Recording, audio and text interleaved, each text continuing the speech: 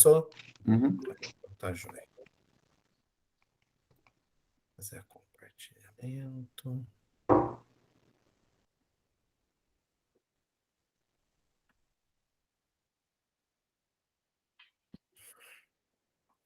Então vamos lá.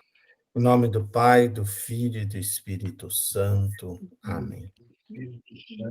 O Senhor disse a Moisés: sobe a mim na montanha e fica lá. Dar-te-ei tábuas de pedra, lei e mandamento, que escrevi para ensinares a eles. Levantou-se Moisés com Josué, seu servidor, e subiram a montanha de Deus. Ele disse aos anciãos: esperai aqui até a nossa volta. Tendes convosco Araão e Ur. Quando tiver alguma questão, dirijam-se a ele. Depois Moisés subiu a montanha. A nuvem cobriu a montanha. A glória do Senhor pousou sobre o monte Sinai. E a nuvem cobriu durante 6 dias. No 7º dia, o Senhor chamou Moisés do meio da nuvem. O aspecto da glória do Senhor era aos olhos dos filhos de Israel como um fogo consumidor no cimo da montanha. Moisés, entrando pelo meio da nuvem, subiu a montanha. E Moisés permaneceu na montanha 40 dias e 40 noites. Palavra do Senhor, graças a Deus. Pedindo ao Senhor que ilumine os nossos corações e as nossas mentes, para que bem possamos ouvir a sua palavra, refleti-la e colocá-la no nosso coração. Pai nosso que estais nos céus, santificado seja o vosso nome, venha a nós o vosso reino, seja feita a vossa vontade, assim na terra como no céu.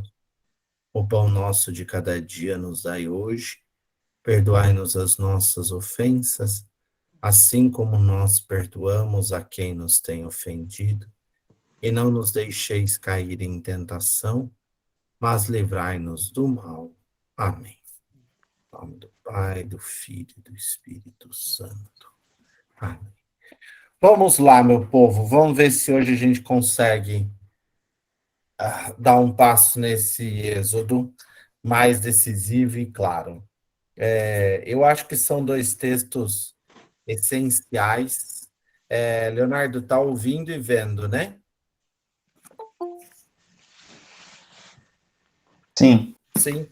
Então tá já. Uhum. São 2 textos bastante essenciais para a nossa fé, então é importante aí a gente ir descrevendo com tranquilidade. Eu só trouxe esse mapa porque muitas vezes nós ficamos na dúvida, o povo vai para lá, vem para cá, vai para lá, vem para cá, né? Então o povo saiu do Egito aqui quando vocês veem no comecinho dessa linha vermelha, né? Mênfis, Ramessés, né? E atravessou o Mar Vermelho aqui onde vocês verem cruzar o Mar Vermelho bem aqui em cima, né? Então passou ali pelo Mar dos Juncos. E vocês veem que o Mar Vermelho tem 2 braços, ele vai surgir novamente na vida desse povo, mas o que eles atravessam é aqui. Aí eles vão descer a Mara, daqui a pouco nós vamos ver Mara, depois vão a Massa e Meriba, e aí vão ficar no deserto, no Monte Sinai. Ali no Monte Sinai vai ficar um bom tempo, eu acho que quase todo o resto do livro, o povo estará aqui no Monte Sinai. Muitas vezes a gente acha que o êxodo é a entrada já na Terra Prometida e não é, né? O êxodo é percorrer um pedaço e a experiência do Sinai. Depois nós vamos ver o povo subir tudo isso, vai até Meriba, depois eles voltam porque eles queriam entrar por aqui na terra de Canaã, né? Não pelo outro lado. E é aqui que vai ter aquele fato que eles veem homens que são como gigantes. E aí o povo contorna e vai andar os 40 anos no deserto, que vai fazer essa travessia, vai até aqui embaixo e depois vai entrar por cima de Canaã. Em vez de entrar pela parte de baixo, que era a parte mais perto, o povo vai dar a volta por fora e vai entrar por cima. É aqui que estará o relato dos 40 anos, por isso que o povo passa uma geração toda, porque o povo não teve coragem de entrar na terra que o Senhor tinha lhe prometido, então, que é a marca de Meriba. Então, eles vão descer, depois eles vão voltar de novo, vão fazer um circular. Essa é mais ou menos a construção que se consegue ver no Pentateuco todo. Né? Nós vamos pegar só esse pedacinho da travessia do Mar Vermelho até o Monte Sinai. Aqui está o resto do Êxodo. O Êxodo é só esse primeiro pedaço de travessia. Depois terá um pedaço longo ainda até entrar na terra de Jericó, lá em cima. E vocês percebem, né? Em vez do povo entrar por baixo, o povo vai entrar por cima. Esse não entrar por baixo é exatamente porque faltou a fé, que vai ser aquela discussão em torno da figura de Josué, que incentiva o povo a entrar, e os outros que estão com ele têm medo e não querem entrar. Então, o povo decide caminhar e Deus vai lançar aquela maldição que vai dizer que ninguém daquele povo entrará na terra prometida porque eles pecaram contra o Senhor. Mas isso são as cenas aí que a gente vai e volta um pouco mais. Então, nós vamos lá para. Iniciamos no capítulo 15, né? Depois do canto de Míria, né? Depois do canto de Israel, o canto da vitória, começamos o trajeto. Essas águas amargas que eu estou dizendo aí, 15, 22, 27, é aqui, ó, é Maria Elim, que está bem aqui no meio do Mar Vermelho. Né? O povo sai, então, da travessia do mar, canta louvores a Deus e se exulta cantando louvores a Deus. Quando chega depois do Mar dos Juncos, depois de andarem 3 dias no deserto, eles não encontram água. E aí eles não encontram água e, num determinado momento, chegam a Mara, né? E a água que tinha em Mara era uma água amarga. E o povo começa a clamar, né? O que nós vamos beber? Então Moisés vai clamar ao Senhor e o Senhor pede a ele que jogue um pedaço de madeira dentro da água e a água vai se transformar em água doce. De água salobra vai se transformar em água doce. E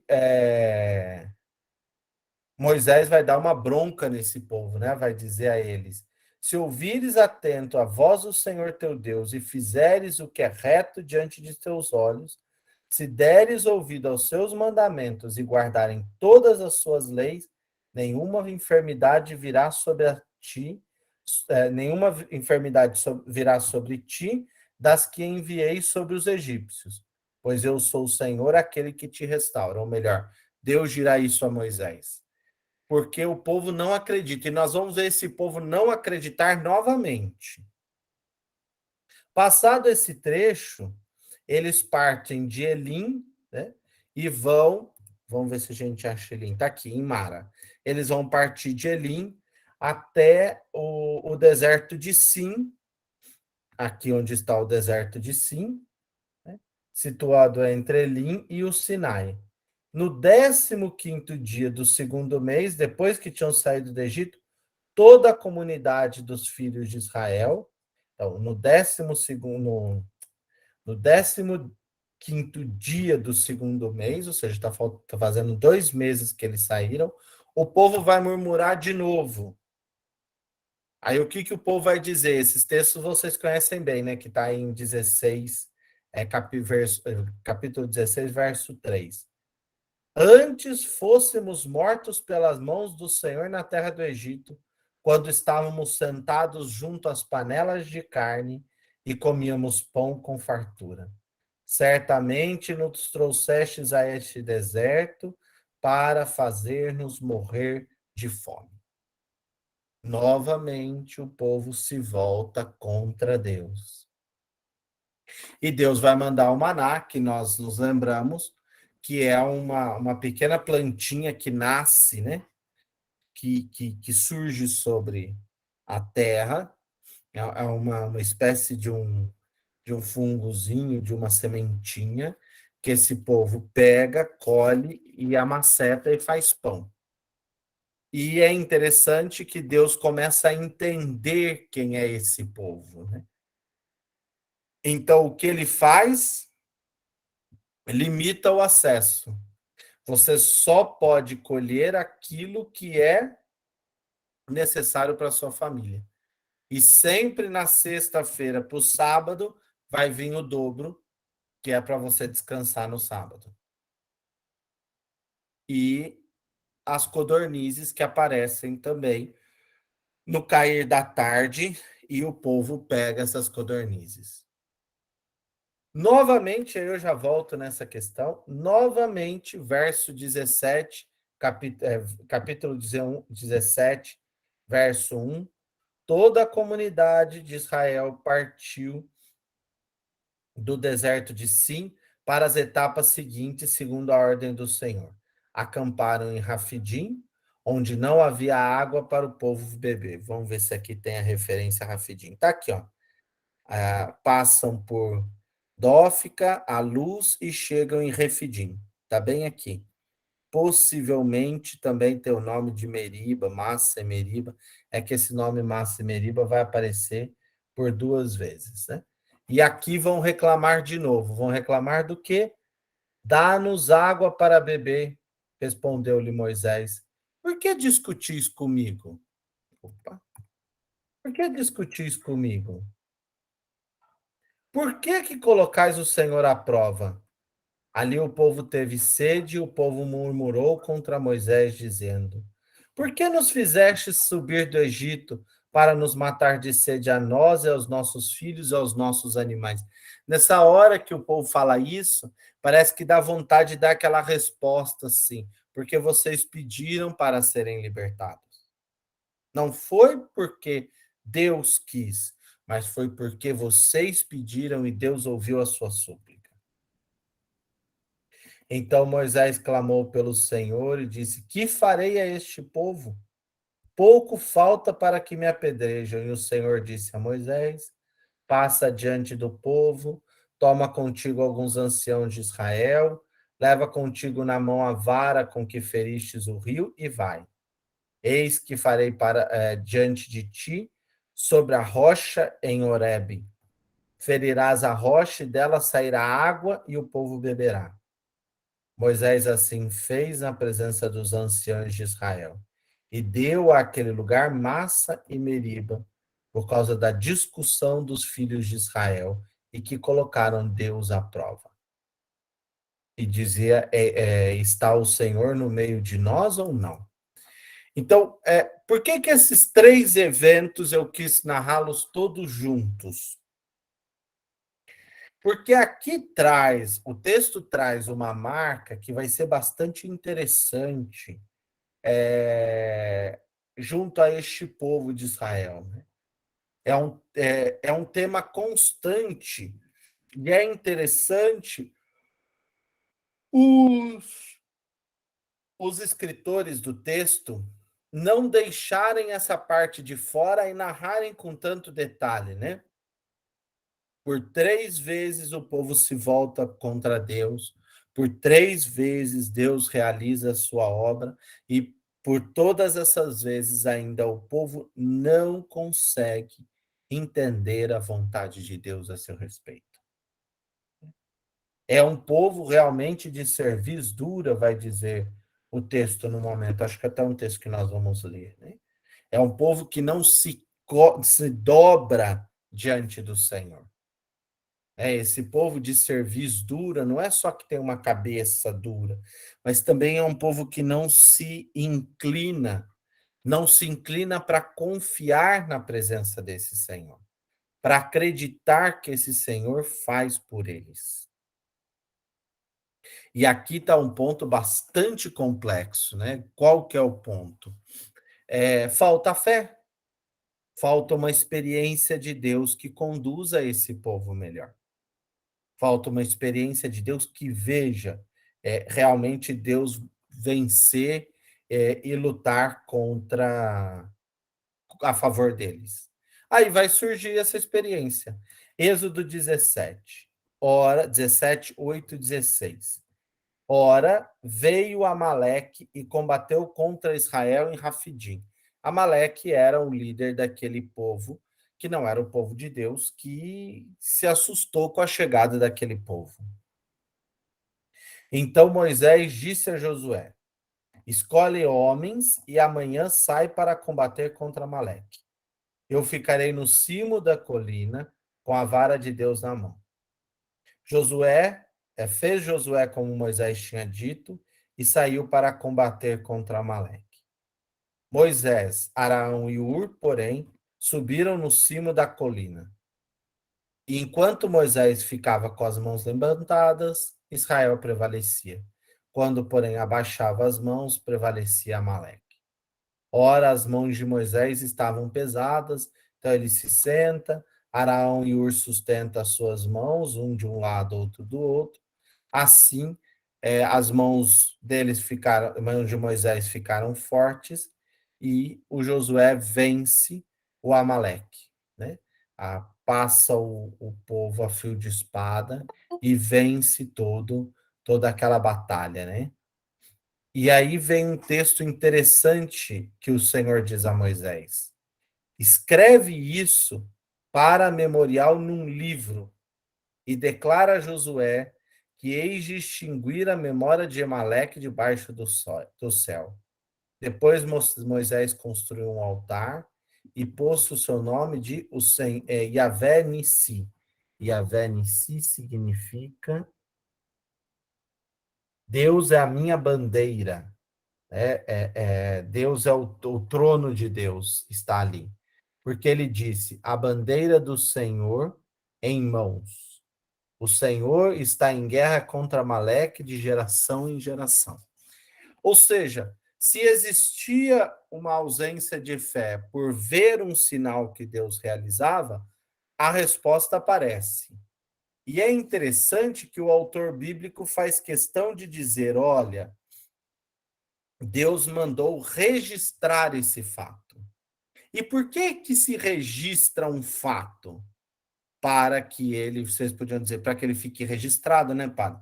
Mas se registra um fato para a memória, para guardar na memória esse fato. Muitas vezes, o nosso problema de fé é a ausência de trazer na memória o que Deus tem feito por nós. Santo Inácio tem uma pergunta no meio dos exercícios espirituais que ele diz assim: que você deve se colocar diante do crucificado e fazer duas perguntas. Uma pergunta, melhor dizendo: quanto tem feito Deus por mim? E isso pode ser uma pergunta, uma afirmação ou uma exclamação. Quanto tem feito Deus por mim? Quanto tem feito Deus por mim? Quanto tem feito Deus por mim? Ou seja, trazer na memória e no coração esse fato tão sublime da ação de Deus em favor do seu povo.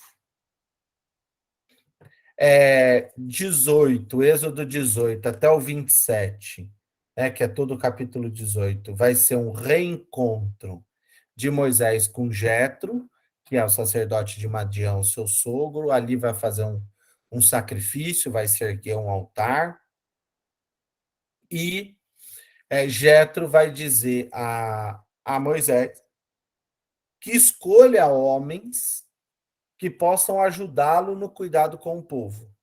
Então, aí é que vão se instituir os primeiros juízes que vão estar responsáveis por tentar resolver essas demandas que o povo tinha com Moisés. É importante lembrar que Moisés acaba sendo um líder, um governador, um resolvedor de problemas, de intrigas entre esse povo. Não existe regra.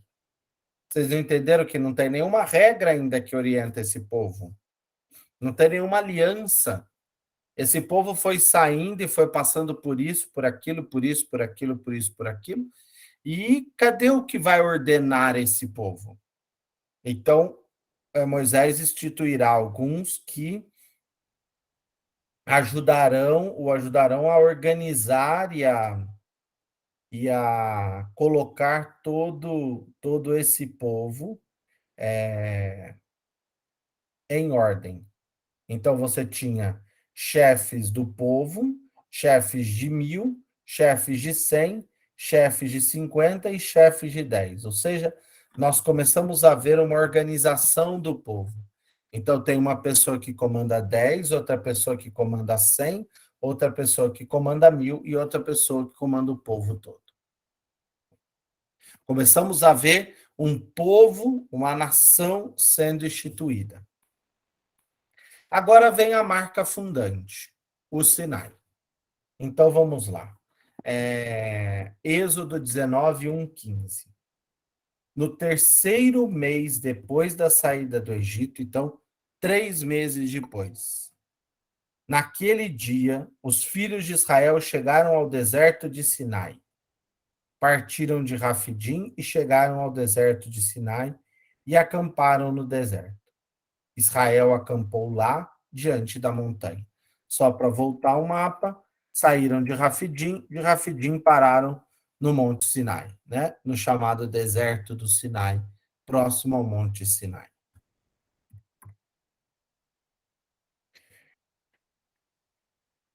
Então Moisés subiu a Deus, e da montanha o Senhor o chamou e lhe disse: Assim dirás à casa de Jacó, declararás aos filhos de Israel: Vós mesmos vistes o que fiz aos egípcios e como vos carreguei sobre asas de águia, o El Shaddai, e vos trouxe a mim.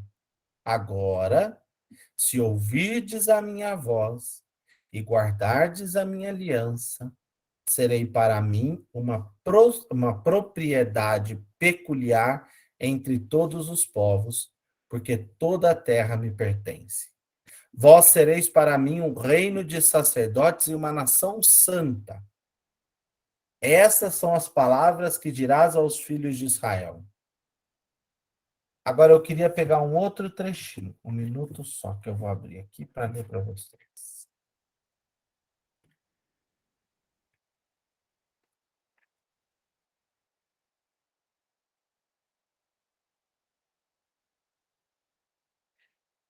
Gênesis 1, 28. Deus abençoou e disse ao homem e à mulher: Sede fecundo, multiplicai-vos, submetei a terra, dominai-a sobre os peixes do mar, as aves do céu. Eu vos dou todas as ervas que estão na terra, que vos será de alimento. Todas as feras, todas as aves do céu, tudo o que rasteja. E Deus viu que tudo era muito bom. Ou seja, a mesma ordem que é dada aqui a Moisés, né? Vós sereis para mim um reino de sacerdotes e uma nação santa, mas para isso é preciso ouvir a voz do Senhor e guardar a sua aliança. É um povo voltado, com o ouvido voltado para esse Senhor. Não é um Deus que faz sinais. O principal sinal deste Deus é o sinal daquele que se põe a ouvir, daquele que tem a coragem de voltar a Deus o seu ouvido. E aí acontece a grande teofania do sinal, que deve ser para esse povo a grande marca de tudo aquilo que Deus faz. O verso 19 nos diz, o capítulo 19, verso 16 nos diz assim: ao amanhecer do terceiro dia do terceiro mês, houve trovões, relâmpagos e uma espessa nuvem sobre a montanha. Então imagina que o povo está ali já há 3 dias. E um clamor muito forte de trombeta. E o povo que estava no acampamento pôs-se a tremer. Moisés fez o povo sair do acampamento ao encontro de Deus e puseram-se ao pé da montanha. Toda a montanha do Sinai fumegava, porque o Senhor descera sobre ela no fogo, e sua fumaça subiu como uma fumaça de fornalha, e toda a montanha tremia violentamente. O som da trombeta ia aumentando pouco a pouco. Moisés falava e Deus lhe respondia no trovão. O Senhor desceu sobre a montanha do Sinai, no cimo da montanha. O Senhor disse a Deus: desce e adverte o povo que não ultrapasse os limites para vir ver o Senhor, para que muitos deles não pereçam. Mesmo os sacerdotes que se aproximarem do Senhor devem se santificar, porque o Senhor não os ferirá. Ou seja, Deus vem ali para fazer aquele grande sinal daquela montanha que pega fogo e mostrar a Deus o seu poder e a sua força. Mostrar ao povo o seu poder e a sua força, para selar definitivamente uma aliança.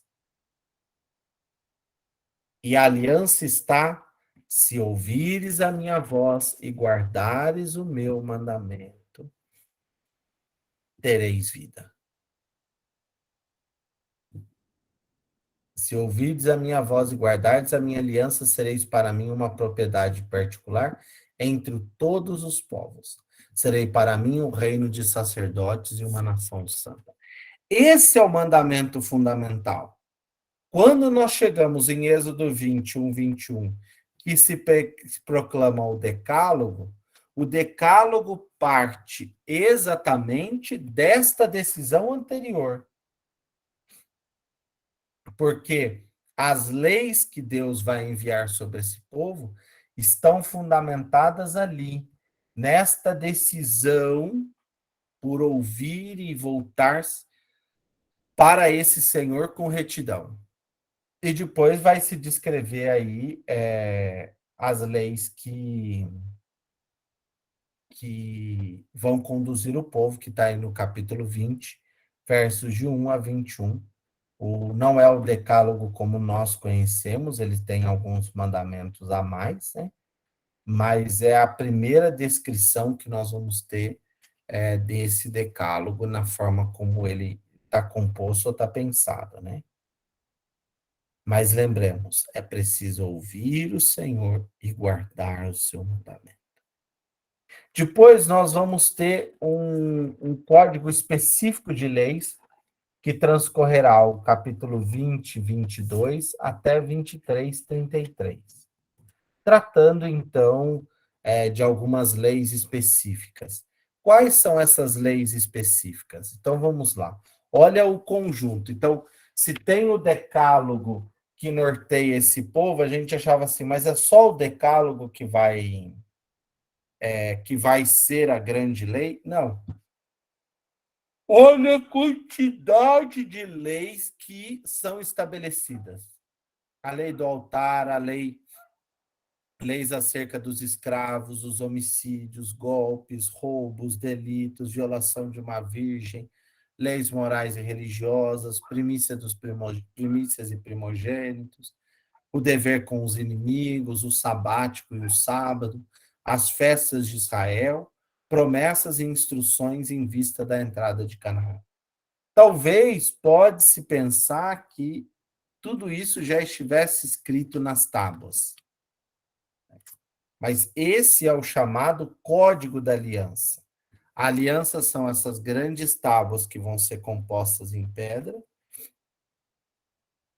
E este Código da Aliança possivelmente é um acréscimo tardio, que vai exatamente tratar é, dessa perspectiva diversa aí, que é o Código da Aliança que o Êxodo nos traz, né? Como ele é descrito e a forma como ele é descrito. Nesse momento, o texto vai abrir um espaço e nós vamos concluir essa aliança. E Deus vai, então, enviar todo esse povo, não é mais só Abraão, não é só mais Moisés que sobe, também sobe Arão, Nadab, Abiú e 70 anciãos de Israel. E adoreis de longe. Só Moisés aproximará do Senhor. Os outros não se aproximarão, nem o povo subirá com ele. Então, a conclusão dessa aliança tem essa marca de reunir todo esse povo em volta, né? Faz o sacrifício, pega uma parte do sangue, asperge sobre as pessoas, outra parte sobre ele, sobre os livros, né, como um gesto de expiação, e, e aí vai se ler esse texto, que aí é o texto da aliança, que não é exatamente o texto escrito, mas esse texto é o texto que eles assumem como princípio de relação deles com o seu Senhor, que é a conclusão da aliança. E aí o Moisés está na nuvem e essa nuvem vem sobre ele e dá as placas da aliança, né? Os mandamentos, vamos assim dizer, que determinam ou que organizam o conjunto da fé judaica. Aqui tudo parece que caminha bem, né? Aí nós paramos um percurso, geralmente nem se quase estuda essa parte que vem depois, porque é uma parte que vai dar as minúcias das construções do santuário, que está ali do santuário que vai ficar no Egito, no Monte Sinai, né? E esse santuário vai reunir todo o povo ao redor. Então, do 25:1 ao 31:18, vão surgir todas as explicações sobre o santuário, como montá-lo, como construí-lo, os sacerdotes que lá estão, o que vestirão, como vestirão, tudo isso vai sendo explicado a Deus por Moisés, de forma que ele vai compor o santuário da forma como o próprio Senhor lhe havia mandado, ou lhe havia dito, ou lhe havia sugerido, e,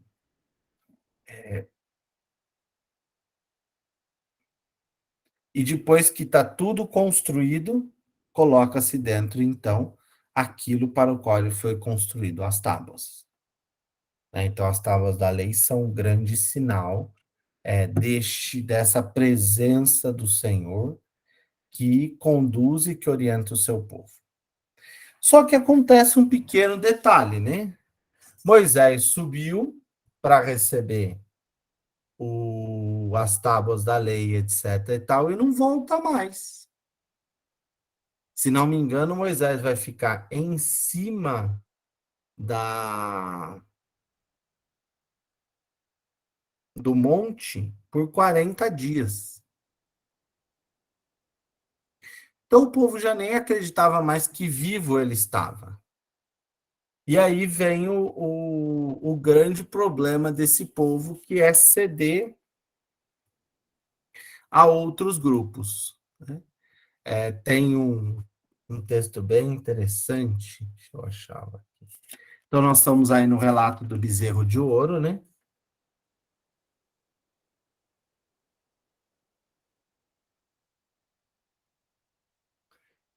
Deixa eu ver onde que está.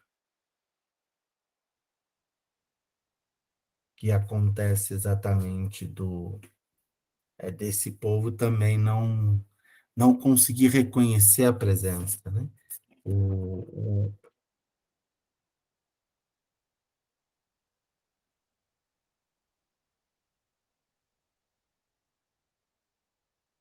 o próprio Araão vai cobrar Moisés e Moisés vai cobrar Araão por ter feito isso, né? Por ter permitido que se fizesse o bezerro de ouro. E o povo vai dizer que como Abraão não se esperava mais que Abraão voltasse, então ele decide, o Araão decide fazer aquilo que o povo quer. Um Deus que vá à sua frente, à frente deles. E esse Deus é um touro, forte, vigoroso. E esse touro vai poder circular no meio do povo como um sinal da presença de Deus. Araão diz que junta todo o ouro que tinha, joga no fogo e do fogo sai esse bezerro de ouro.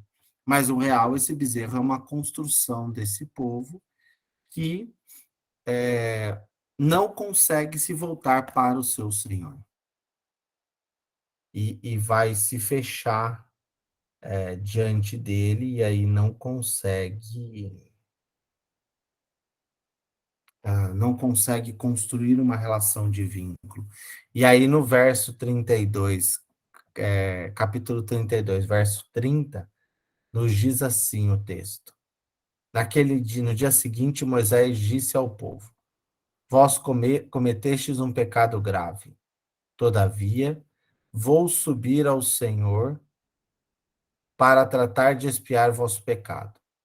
Voltou, pois, Moisés e o Senhor ao Senhor e disse: Este povo cometeu um grave pecado ao fabricar um deus grego, um deus de ouro.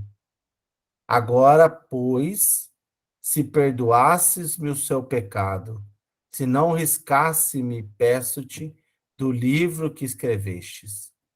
O Senhor respondeu a Moisés: Riscarei do meu livro todo aquele que pecou contra mim. Vai, pois, agora e conduze o povo para onde eu te disse.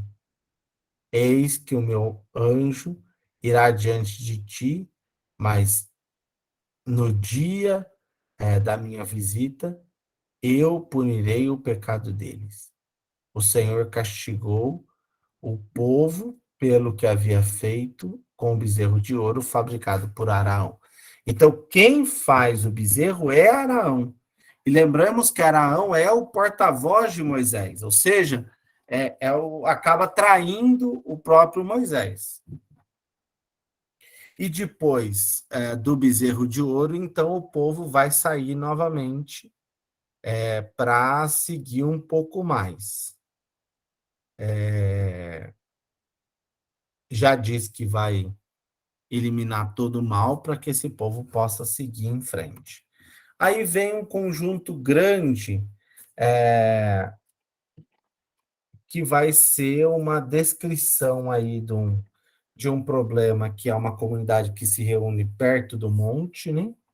Estará ali duas figuras interessantes, Marta e Maria, discutindo assim daqueles que estão muito mais longe, como a gente criar mecanismos de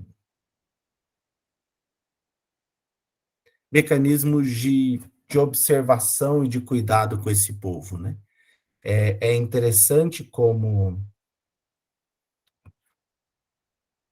a aliança agora feita, ela precisa ser trabalhada para que esse povo compreenda o valor dela. Não é uma aliança que vai ser refeita, mas se vai reassumir aqueles compromissos que o povo não tinha assumido, por isso cedeu ao bezerro de ouro. E é interessante, né? O povo, você sumiu, nós decidimos por alguém que vá à nossa frente e que nos conduza.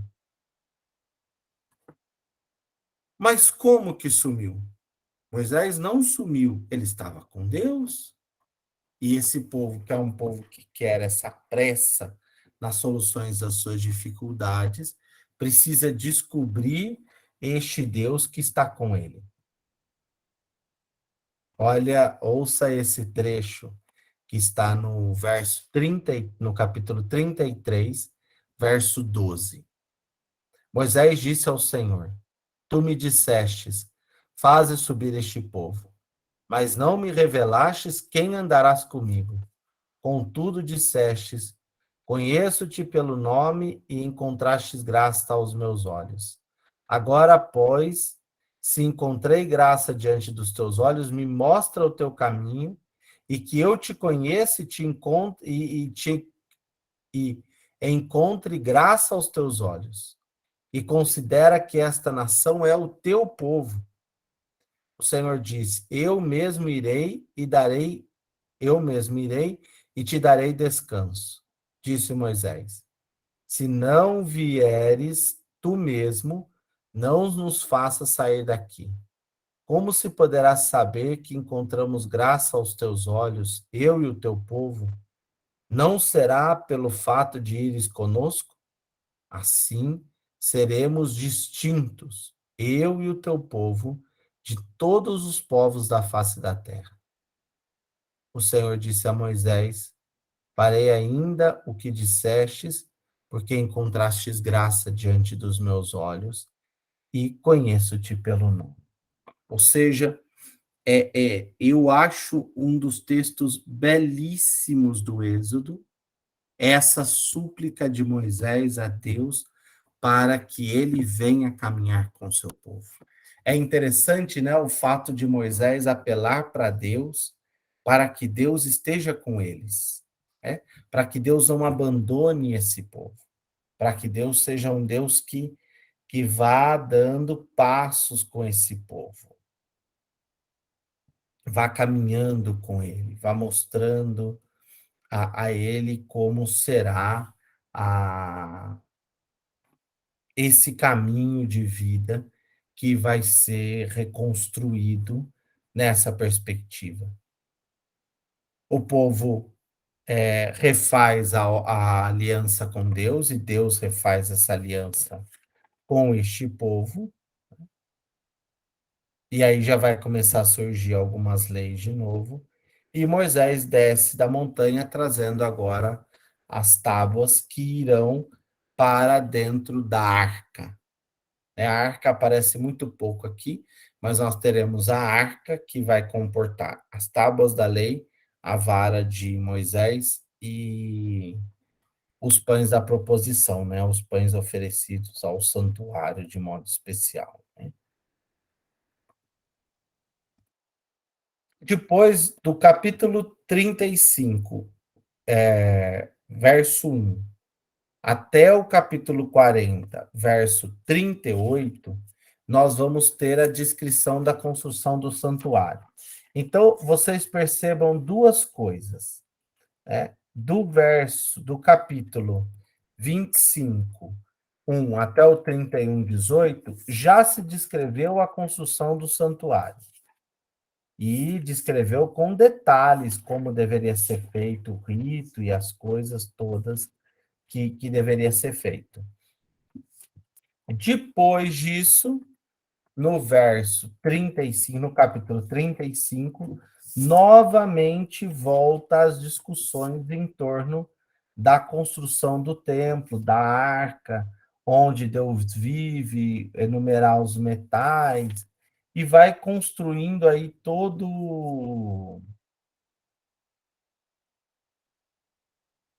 conjunto daquilo que seria um santuário que ficaria no meio do povo. Aí deu para a gente entender um pouco que este povo está fixo, né? Eles saíram, eles saíram do Mar Vermelho, passaram por Mara, depois passaram por Rafidim, aí foram até o Sinai e ali se estabeleceram. Então, aquela ideia de que é um povo que caminha todo dia, toda hora, não é isso, né? A travessia é uma travessia que vai se fazendo num processo de descoberta e de caminho com esse Senhor, de contato e de um vínculo que vai se construindo cada vez mais, até chegar ao capítulo 40, onde Deus virá abençoar toda aquela realidade que ali está presente, ou seja, a presença de Deus é uma presença que traz uma nova vida para toda aquela realidade que eles agora vão descobrir, né? Que eles agora vão viver. E é interessante pensar pedagogicamente que, por mais que nós estamos no deserto, mas era um povo relativamente grande, e é necessário, não sei se é necessário uma tenda como essa, mas é necessário que algo simbolize a presença de Deus para esse povo. Por isso a construção do bezerro de ouro, por isso a construção de outros artefatos ou outras perspectivas que vão atrair para essa imagem de Deus. É a mesma coisa que acontece aqui. Então, esse santuário, ele vai se tornar um sinal da presença de Deus com o seu povo. E importante, o contato de Deus com esse povo. Muito mais do que só chegar lá, é fazer esse vínculo, esse caminho de vida com esse Senhor. E o santuário vai realmente representar isso. Em todas as etapas, quando a nuvem se levantava por cima da habitação, os filhos de Israel punham-se em marcha. Mas se a nuvem não se levantava, também eles não marchavam, até que ela se levantasse, pois de dia a nuvem do Senhor ficava sobre a habitação, e à noite havia dentro dela um fogo aos olhos de toda a casa de Israel durante todas as suas etapas. E aqui finaliza o texto, com duas construções, com dois relatos, mas tendo o centro nesta belíssima aliança, onde Deus, que está presente no seu povo, agora não mais fisicamente, mas de modo especial na sua existência, na sua vida, este Deus agora, este povo agora descobre o seu Deus. Mas vai existir aí toda uma luta que vai seguir para que este Deus realmente faça parte faça parte realmente da vida desse povo, que Deus faça-se presente, que Deus esteja presente. E no Êxodo e no Gênesis é muito fácil nós percebermos como Deus está presente, como Deus acompanha, né? Como ele vai dando os passos juntos. Isso vai ser bastante presente. Então, só para relembrar, nós fizemos o caminho e estamos parados aqui no Monte Sinai. O povo ainda vai ficar aí por algum tempo até conseguir chegar a Canaã. Vai sofrer aí algumas questões e tal, mas esse povo está fazendo esse percurso, que é o percurso depois que nós vamos aprender a lidar e a trocar aí as figurinhas. Vamos lá. Deixa eu parar de compartilhar.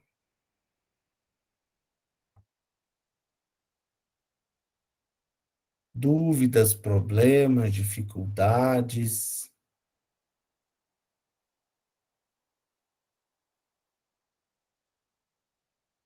Eu tenho um gosto especial por esse texto. A gente podia parar texto por texto, né? Mas não dá.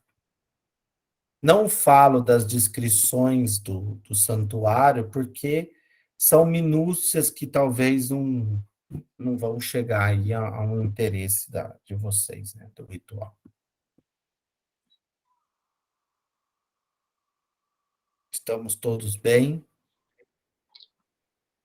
Certo. No próximo, nós vamos caminhar um pouquinho mais rápido, porque de Levítico eu vou destacar só 2 textos, e de Número também 2 textos. E então entraremos no Deuteronômio, já diretamente, para depois entrarmos aí em Josué e o final dessa travessia, que vai chegar até a Terra Prometida, né? A Terra Prometida só chega em Josué. Todo mundo acha que leu o Êxodo completo, já leu os 40 anos no deserto, iludido. Leu só um pedacinho, nem começou os 40 anos ainda. Foram só 3 meses no deserto.